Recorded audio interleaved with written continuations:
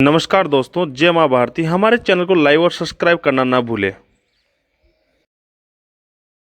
आज जो टॉपिक लिया है हमने वो लिया है टिलेज। और टिलेज को क्या बोलते हैं? भूपृष्ठकरण। सबसे पहले बात करते हैं fathers of tillage. Father of tillage तो भूपृष्ठकरण के पिता, तो भूपृष्ठकरण के पिता है जेन्थ्रोटूल। ध्यान रखें कौन है? जेन्थ्रोटूल। फिर इस टॉपिक से रिलेटेड एक संस्थान है केंद्रीय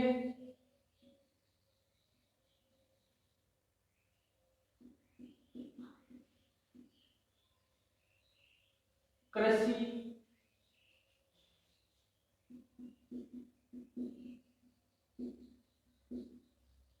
केंद्रीय कृषि इंजीनियरिंग संस्थान। ये कहाँ स्थित है दोस्तों? ये स्थित है भोपाल एमपी में।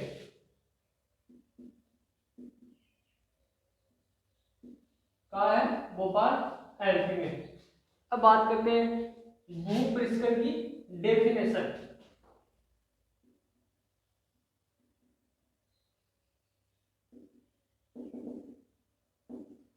बात करते हैं भूपृष्ठकरण की डेफिनेशन।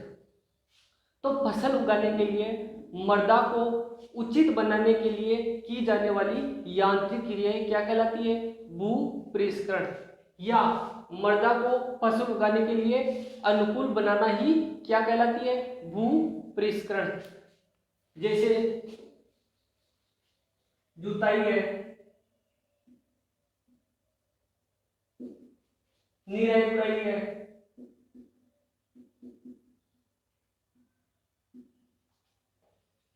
पाटा लगाना है।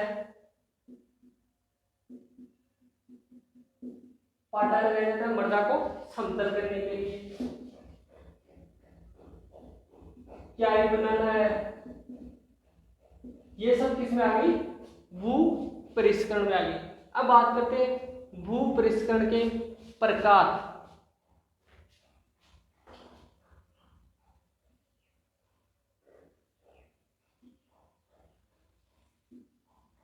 भूपृष्ठकरण के प्रकार तो दोस्तों सबसे पहले आता है प्राथमिक भूपृष्ठकरण, प्राइमरी टिलेज। हिंदी में बोलते हैं प्राथमिक भूपृष्ठकरण।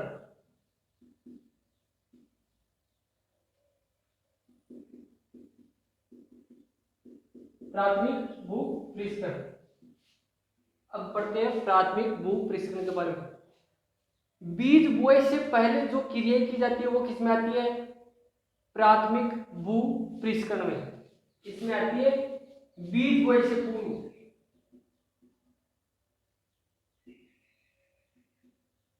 बीज बोए से पूर्व की क्रियाएं।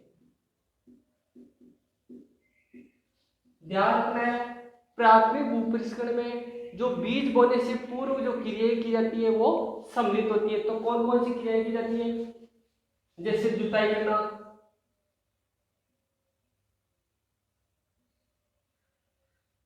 जुताई करना, पाटा लगाना,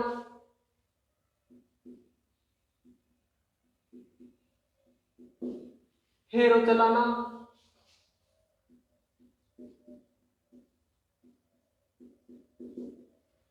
और क्यारी तैयार करना या सीड बेड तैयार करना।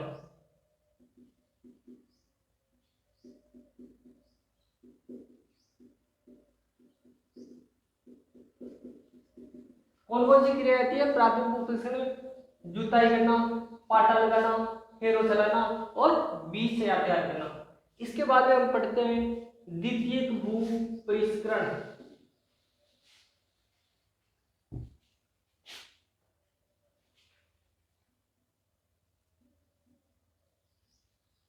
द्वितीयक भूपृष्ठकरण, सेकेंडरी टिलेज।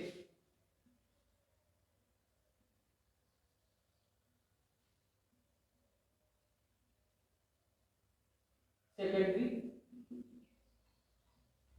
टिलेज। तो सेकेंडरी टिलेज उसे बोलते हैं जो बीज बोए से लेकर कटाई तक की जाने वाली क्रिया को क्या बोलते हैं? द्वितीयक भू परिष्करण। बीज बोए से लेके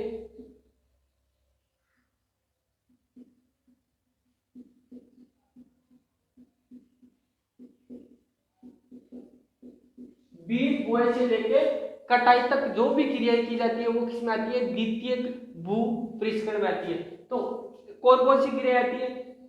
बीज की बुआई,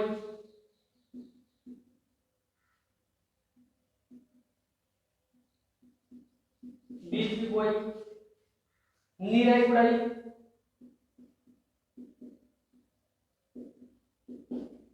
खरपतवार उखाड़ना,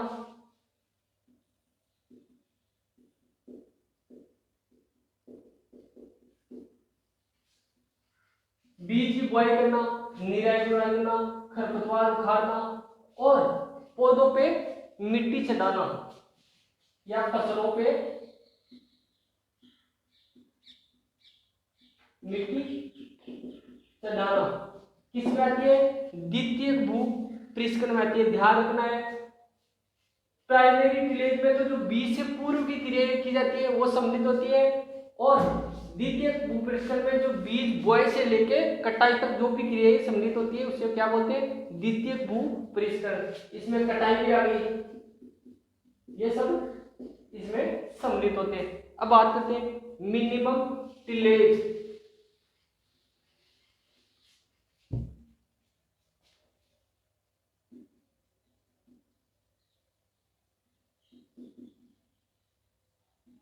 मिनिमम टिलेज हिंदी में बोलते हैं न्यूनतम भू परिष्करण।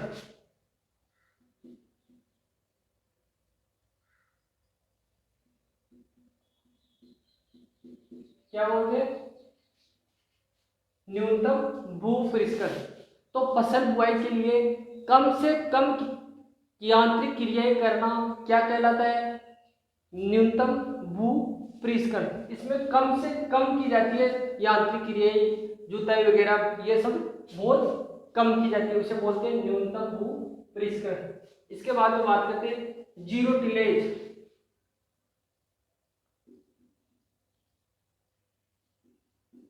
शून्य भू परिष्करण।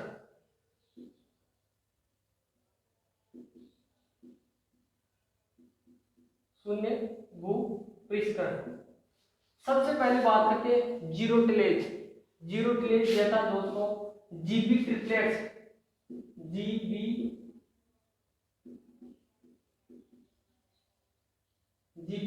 ट्रिपलेट्स ने दिया था। तो इसका ध्यान रखना है। शून्य भू परिष्करण किसने दिया था? जीबी ट्रिपलेट्स ने दिया था। और टिलेज वर्ड किसने दिया था? जेंट्रोटून या फादर ऑफ टिलेज कौन कहलाता है? जेंट्रोटून। इसका भी आपको ध्यान रखना है। और ये कहां से आई थी शून्य भू परिष्करण? ये आई थी अमेरिका से। कहां से आई थी? अमेरिका से आई थी। अमेरिका के वैज्ञानिक जीबी ट्रिपलेट्स ने इसको विकसित की थी। शून्य भू परिष्करण में बिल्कुल भी निराई गुड़ाई है, जुताई है वगैरह यह सब कुछ भी नहीं करते, सीधे खेत में बुआई की जाती है। तो ध्यान रखना शून्य भू परिष्करण में निराई गुड़ाई जुताई वगैरह हेरो फेरो सब कुछ भी नहीं करते, डायरेक्ट फसल या बीज की बुआई करते। तो ध्यान रखना इसका ये जो वैज्ञानिक है इसका ध्यान रखना, एग्जाम की दृष्टि से वेरी इंपॉर्टेंट क्वेश्चन है। एक होता है सबसॉइलिंग। सबसॉइलिंग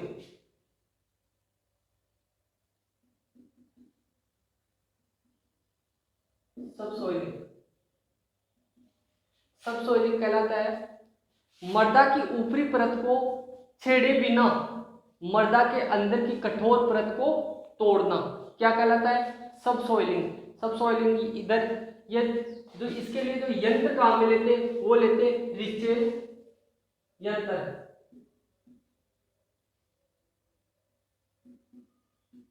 क्या लेते हैं? रिचेल यंत्र।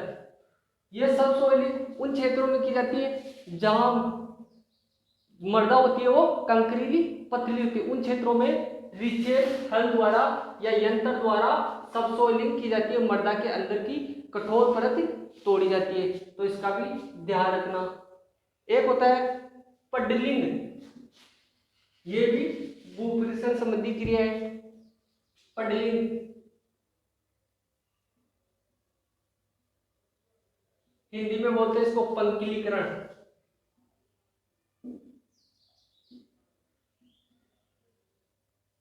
क्या बोलते हैं? पंकिलीकरण बोलते हैं। और इसके लिए जो यंत्र काम में लेते हैं उसे बोलते हैं पडलर।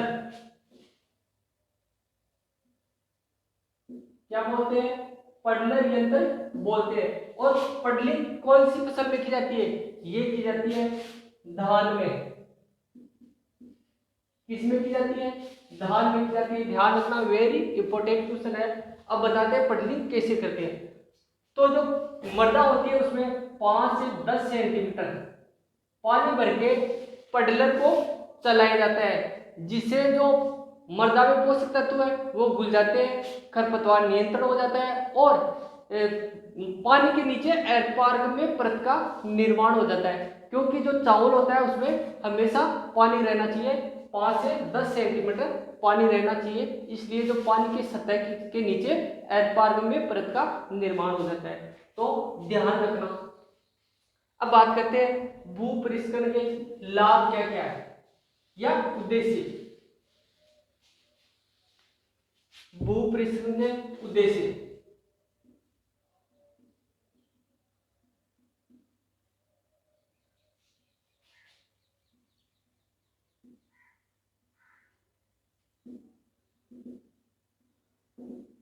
भूपरिष्करण के उद्देश्य, तो सबसे पहले उचित बीज सया तैयार करना। उचित बीज सया तैयार करना।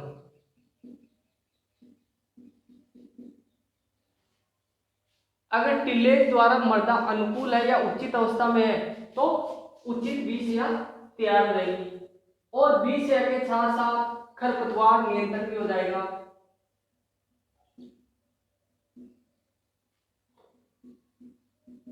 खरपतवार नियंत्रण भी हो जाएगा और खरपतवार नियंत्रण के साथ साथ मृदा संरक्षण भी हो जाता है। इसमें मृदा संरक्षण व जल संरक्षण और जो मृदा में हानिकारक रोग व कीट होते हैं वो भी नष्ट हो जाते हैं।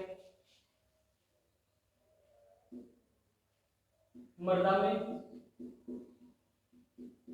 हानिकारक कीट व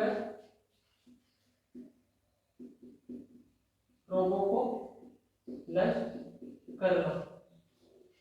जैसे हम गहरी जुताई करें तो मृदा में जो रहने वाले दीमक है, किसी कीटों के लार्वा है, वो पलावों या जुताई करने वाले हल से मृदा की सतह पे आ जाते हैं और जो गर्मी के दिनों में धूप पड़ती है ज्यादा, उसे नष्ट हो जाते हैं। तो ये भूपरिष्करण की क्या हुई? उद्देश्य हुई। फिर बात करते हैं भूपरिष्करण के लिए जो मृदा में नमी की आवश्यकता होती है।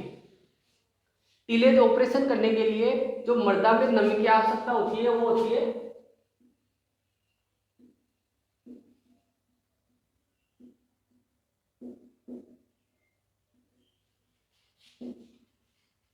50 से 75% क्या होनी चाहिए? नमी होनी चाहिए। अगर 75% से या 70% से कम नमी है तो मृदा क्या हो गए? डेले बन जाएंगे मृदा के। तो ध्यान रखना, उचित टिलेज ऑपरेशन अपनाने के लिए मृदा में नमी की मात्रा कितनी होनी चाहिए? 50 से 75% होनी चाहिए। अब इसके बाद में एक छोटा सा टॉपिक लेते हैं, क्रॉप रोटेशन। क्रॉप रोटेशन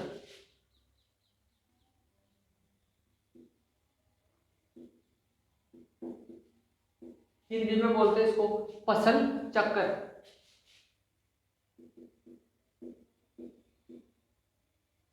फसल चक्कर, सॉरी एक वो भूल गए थे, यंत्रों के बारे में थोड़ा पहले पढ़ लेते हैं। भूत परिष्करण में जो यंत्र काम में लेते हैं उसके बारे में थोड़ा पढ़ लेते हैं। तो सबसे पहले पढ़ते हैं जुताई करने वाले यंत्र। जुताई करने वाले यंत्र, तो जुताई करने वाले यंत्र कौन कौन से? एक तो देशी हल। देशी हल का ध्यान रखना, सबसे प्राचीन साधन है। बुआई का सबसे प्राचीन हल है, सबसे प्राचीन, तो इसका भी ध्यान रखना है। मिट्टी पलटने वाला हल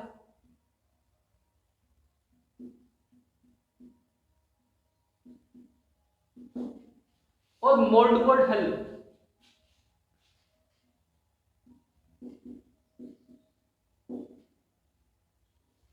तो जुताई करने वाले कौन कौन से यंत्र आ गए? देशी हल आ गया, मिट्टी पलटने वाला हल आ गया और मोल्ड बोर्ड आ गया। अब बात करते हैं कटाई वाली।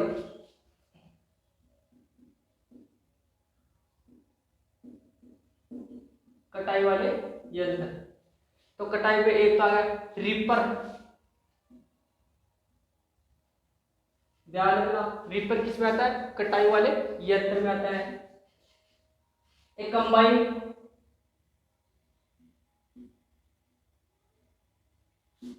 दराती,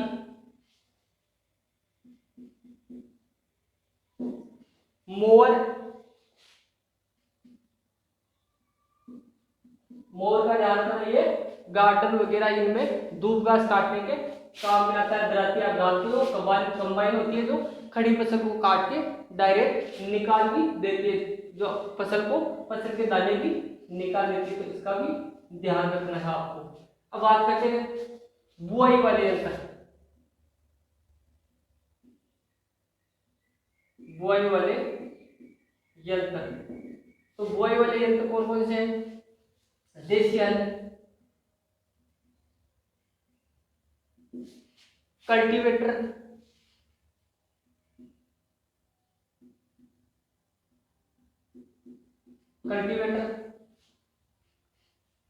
सीड ड्रिल,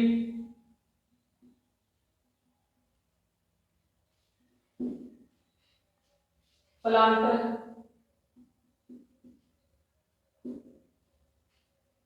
आदि। एक और ले जाओ, फर्टिकम सीड ड्रिल। फर्टिकम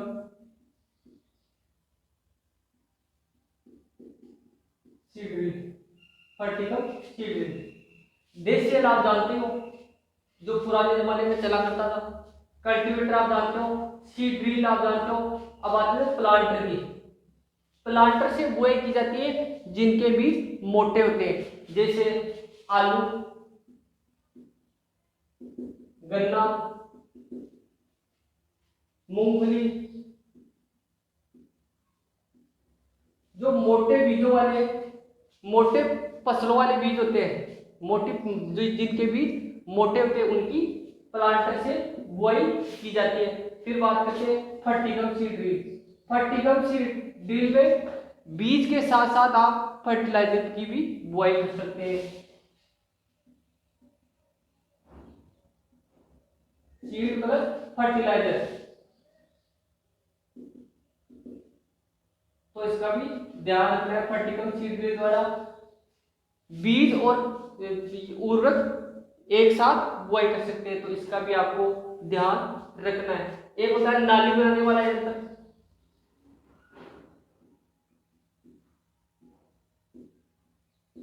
नाली बनाने वाला यंत्र वो होता है रिज मेकर।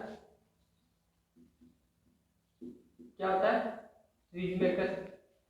निराई गुड़ाई करने वाले यंत्र,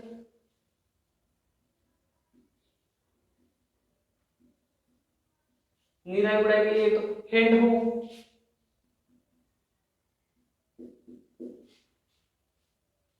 खुरपी,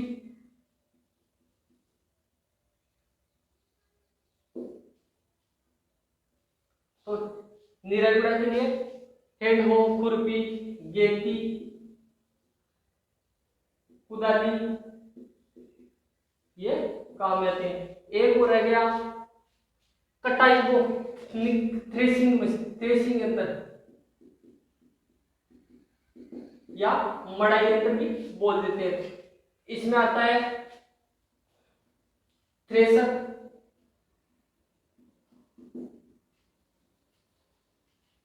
विनोइंग मशीन या विनोवर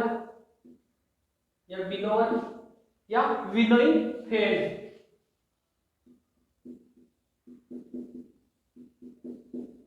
ये अपने हो गए यंत्र, तो इनके बारे में आपको जानकारी होना आवश्यक है। अब बात करते हैं क्रॉप रोटेशन, फसल चक्र के बारे में।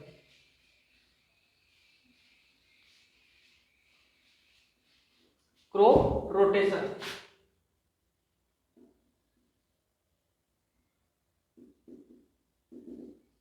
सबसे पहले बात करते हैं परिभाषा की। तो किसी निश्चित क्षेत्र में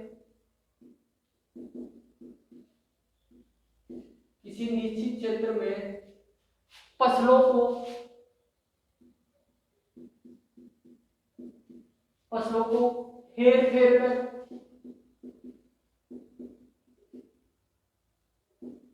या अदल बदल कर बोना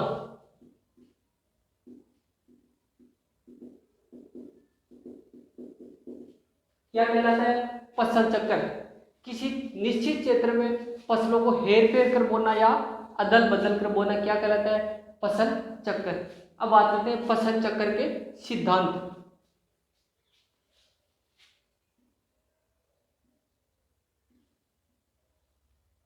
प्रिंसिपल्स ऑफ क्रॉप रोटेशन।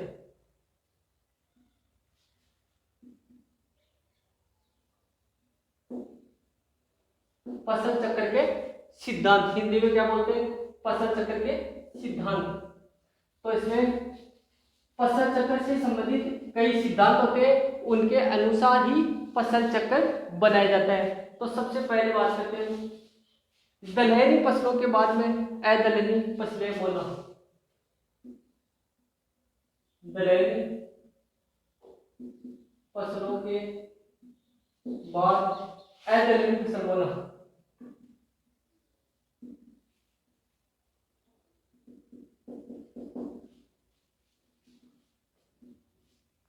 क्या है? दलहनी फसलों के बाद में अदलहनी फसल बोना। अगर आपने दलहनी फसल बो रखी है तो दलहनी फसलों को ज्यादा कौन से तत्व की आवश्यकता होती है? नाइट्रोजन की होती है। और अगर आपने दलहनी फसल बो ली है तो नाइट्रोजन पर्याप्त मात्रा में मृदा में छोड़कर फसल उत्पादन देती है। मतलब कई अवशिष्ट होते हैं उसमें जो नाइट्रोजन के स्रोत होते हैं, और वही नाइट्रोजन जो अदलहनी फसल को कम आवश्यकता होती है उनको उपलब्ध हो जाता है। जैसे दलहनी फसल में चना बो दिया, और चना के बाद में क्या बोगे? गेहूं बोगे अदलहनी। तो जो चना के बोने के बाद में जो नाइट्रोजन बचता है वो कौन काम लेता है? गेहूं। तो इसी प्रकार दलहनी फसलों के बाद में अदलहनी फसल बोना। फिर बात करते हैं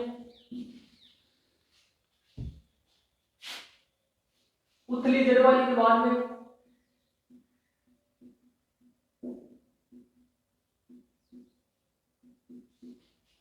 गहरी जड़ वाली।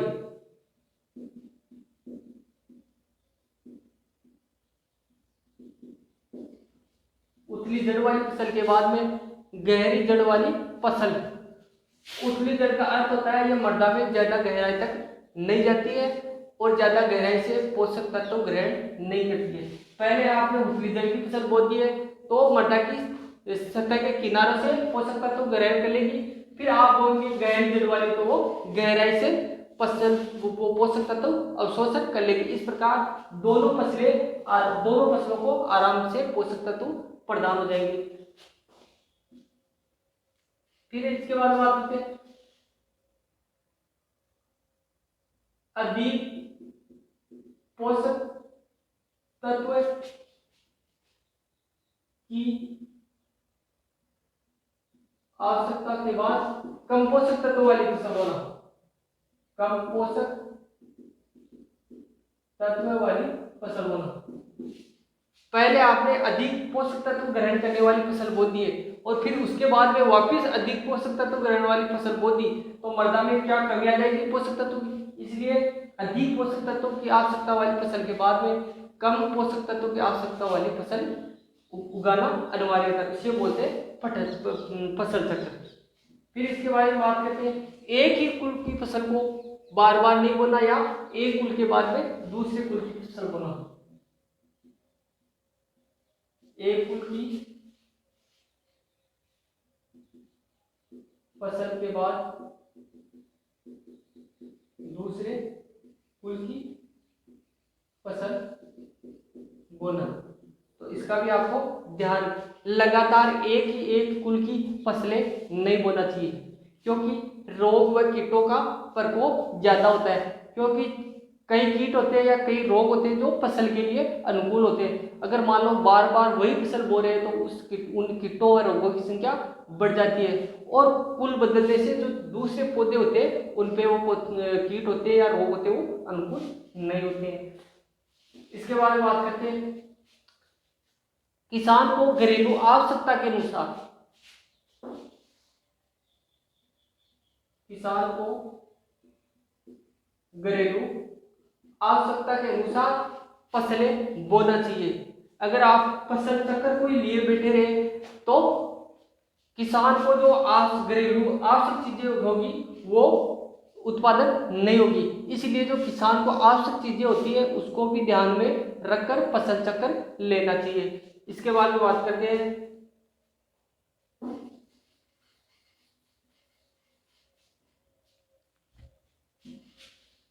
फसल चक्र के लाभ। फसल चक्र के लाभ, तो फसल चक्र से क्या क्या लाभ होते हैं? तो एक तो खरपतवार नियंत्रण हो जाता है।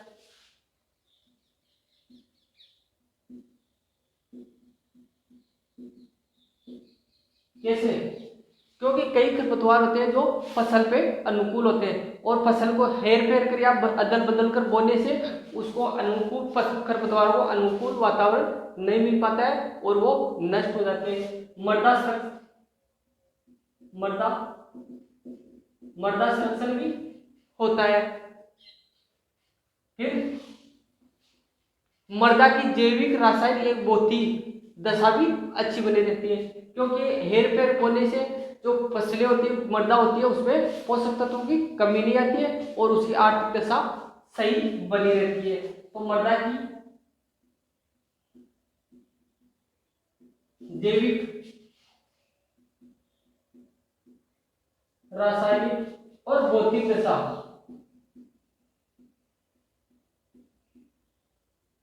बनी रहती है, तो ये भी ध्यान रखना आपको। इसके बाद में बात करते हैं फसल चक्र सघनता। फसल चक्र सघनता,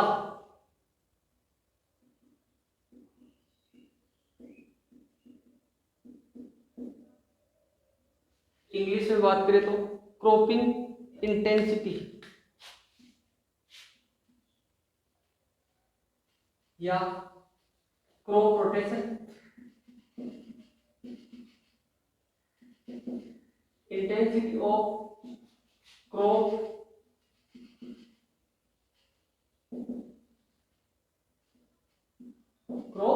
रोटेशन। सबसे पहले इसके सूत्र के बारे में चर्चा करते हैं।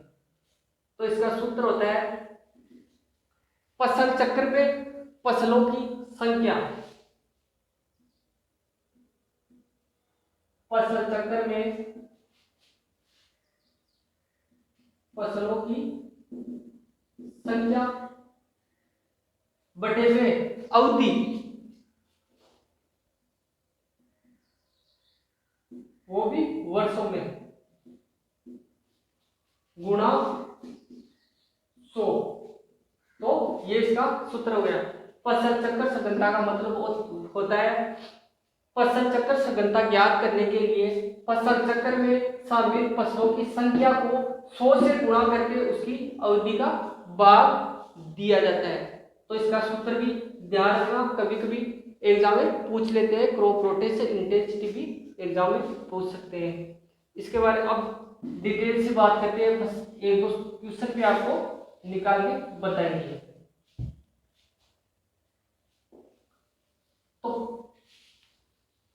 फसल चक्र कितने प्रकार का होता है? 3 प्रकार का होता है। एक होता है 1 वर्षीय, 1 वर्षीय। 1 वर्षीय कैसे हुआ? फसल चक्र हेर फेर करो, अदल बदल होना, उसी के अनुसार जो फसल चक्र के सिद्धांत होते हैं उसी के अनुसार एक हुए फसल चक्र बनाए जाते हैं। जैसे आपने फसल ले ली, एक फसल खरीफ की लेनी है, एक रबी की लेनी है, एक दलहनी लेनी है, एक अदलहनी लेनी है। इस प्रकार फसल चक्र अपन को बनाना है। तो पहले आपने ले लिया बाजरा, ले लिया, क्या ले लिया? बाजरा ले लिया। तो बाजरा किसकी फसल है? खरीफ की फसल है। खरीफ की फसल के बाद में किसकी फसल लेनी है? रबी की फसल लेनी है। और ये फसल कौन सी है? अदलहनी फसल है। और तो दलहनी फसल लेनी है। तो दलहनी फसल आपने क्या ले ली?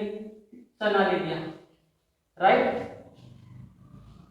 बाजरे के बाद में चना ले लिया। खरीफ की हो गई और रबी की हो गई, अदलहनी भी हो गई और दलहनी भी हो गई। इस प्रकार ये दूसरे कुल की हो गई, ये दूसरे कुल की हो गई। इस प्रकार मेंटेन रख के इनको फसल चक्र अपनाया जाता है। अब 1 वर्षीय फसल चक्र की सघनता हम निकालते हैं। सूत्र वापिस लिखते हैं।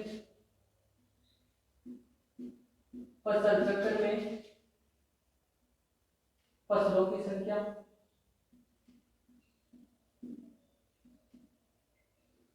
बटे में अवधि वर्षों में इंटू 100। तो बात करते हैं फसल चक्र में फसलों की संख्या कितनी है? 1 2, एक साल 1 और 2, दो फसल है, 2 बटे फसल चक्र में फसलों की संख्या कितनी है? 2 है। अवधि बाजरे 6 महीने के मानते हैं, बाजरे को, चना को 6 महीने के मानते हैं। तो एक कितनी होगी? 1 साल हो गई। तो बटे में 1 इंटू 100, 100 को 2 से गुणा करो, 200, 200 में 1 का भाग दो, 200 के 200। तो इसकी फसल चक्र सघनता कितनी हो गई? 200% हो गई। इसी प्रकार दूसरा और ले लेते हैं। मान लो जवार ले लिया, यहाँ जवार के बाद क्या लेंगे? चना के अनुसार। मसूर ले लिया। तो इस प्रकार 1 वर्षीय फसल चक्र का एग्जाम्पल दिया जाता है। अब बात करते हैं द्विवर्षीय फसल चक्र।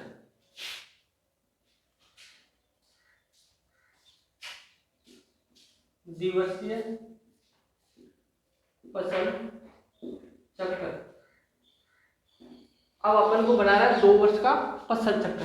तो सबसे पहले फसल ले ली, खरीफ की फसल लेते हैं। क्या ले लेते हैं? मक्का ले लिया। मक्का किसकी फसल है? खरीफ की फसल है। बाकी मक्का को रबी में भी बोया जाता है, रबी में भी बोया जाता है। वो बोया जाता है बांसवाड़ा में। इसका भी आपको ध्यान रखना है। मक्का ले लिया, खरीफ की फसल ले ली। इसके बाद में आपने ले लिया चना। चने के बाद में ले लिया वापिस खरीफ की फसल ले ली है, बाजरा ले लिया। बाजरे के बाद में क्या ले लिया? मटर ले लिया।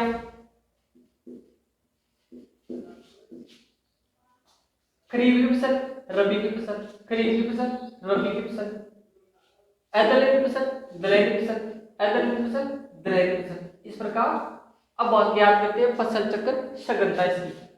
तो इसमें फसलों की संख्या कितनी है? 1 2 3 4। फसलों की संख्या 4 बटे में अवधि 1 साल। 6 महीने का मक्का हो गया, 6 महीने का चना हो गया, 6 का बाजरा और 6 का कितनी? 2 साल होगी।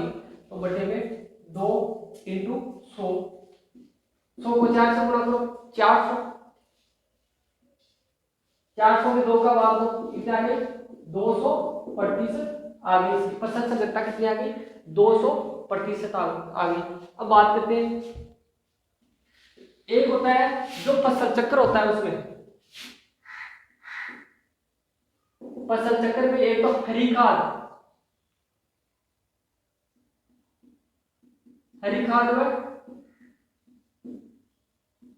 प्रतिभूमि को फसल फसल चक्र की फसल चक्र में जो फसलों की संख्या होती है उसमें काउंट नहीं किया जाता। एक तो हरी खाद वाली फसल और एक प्रतिभूमि जो मृदा को आराम के लिए छोड़ा जाता है उसके लिए, तो उनको इस फसल चक्र की संख्या में काउंट नहीं कर सकते।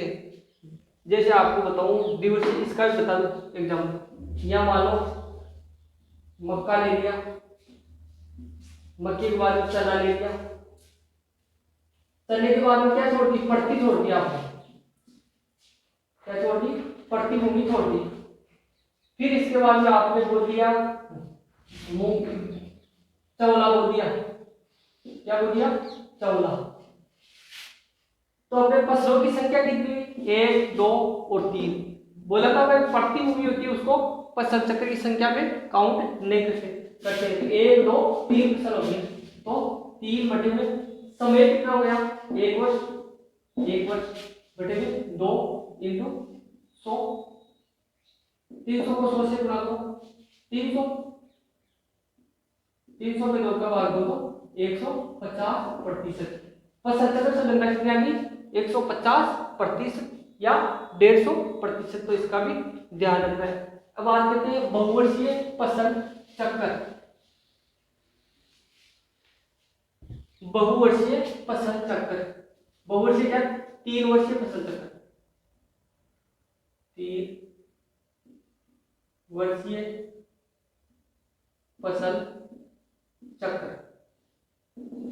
फसल चक्र 1 वर्ष का होता है, 2 वर्ष का होता है और 3 वर्ष का होता है। तो अब बात करेंगे 3 वर्षीय फसल चक्र के बारे में। पहला लेते हैं बाजरा ले लिया, बाजरे के बाद में क्या ले लिया, मसूर ले लिया, मसूर के बाद में क्या लिया, परती छोड़ दी मान लो, परती के बाद में आपने बोल दिया चना, 1 साल 2 साल, और यहां बोल दिया मक्का, और मक्का के बाद में बोल दिया आपने सरसों बोल दी। अब इसका फसल चक्र संलग्नता क्या होगी, तो अपने फसलें कितनी हुई, 1 2, इसको तो जोड़ना ही नहीं है, 1 2 3 4 और 5। तो फसलों की संख्या कितनी हुई, 5। अवधि कितनी होगी, 1 वर्ष 2 वर्ष और 3 वर्ष। तो 5 बटे में 3 इंटू 100। अब 500 में 3 का भाग देना है, 3 एकम 3 बच गए 2 20, 3 चिगह 18 बच गए 2 उतार ले 3 चिगह 18। तो 166% आ गई। और 0.6 चाहते जाएंगे तो जो अगर सेम संख्या आ रही है तो जो लास्ट वाली संख्या होती है उसमें 1 जोड़ देते हैं, तो 167% आ गई इसकी फसल संख्या। कितनी आ गई, 167% आ गई। तो इसका भी आपको ध्यान रखना है। एक एग्जांपल इसका और लेते हैं,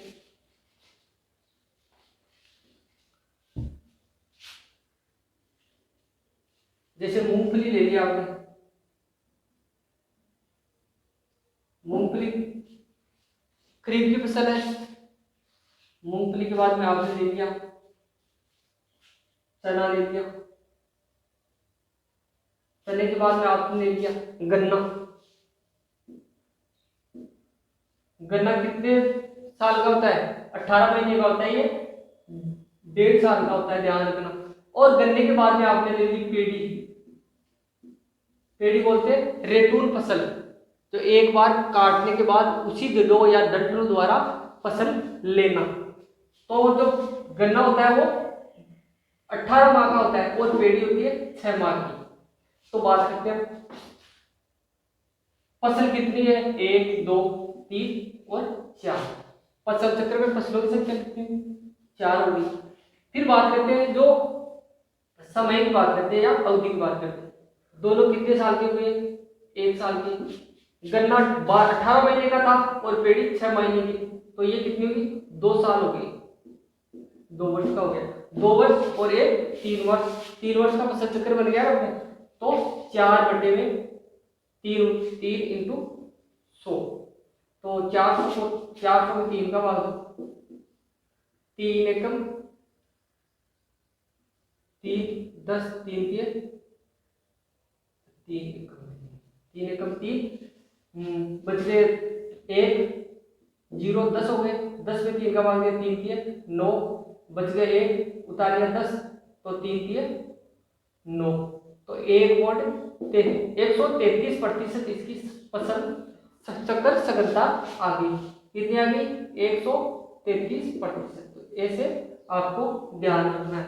एक तो जो पड़ती भूमि, इसमें मेन ध्यान रखना है, एक तो जो पड़ती भूमि होती है उसको फसल चक्र की संख्या में काउंट नहीं करते, एक हरी खाद होती है उसको नहीं करते, और जो गन्ना लेते हैं और साथ में पेड़ी लेते हैं, तो ये 2 साल का होता है, इसका भी आपको ध्यान रखना है। थैंक यू दोस्तों, हमारे चैनल को लाइक एंड सब्सक्राइब करिए ताकि जो नए वीडियो आपको तुरंत नोटिफिकेशन द्वारा प्राप्त हो जाए। Thank you.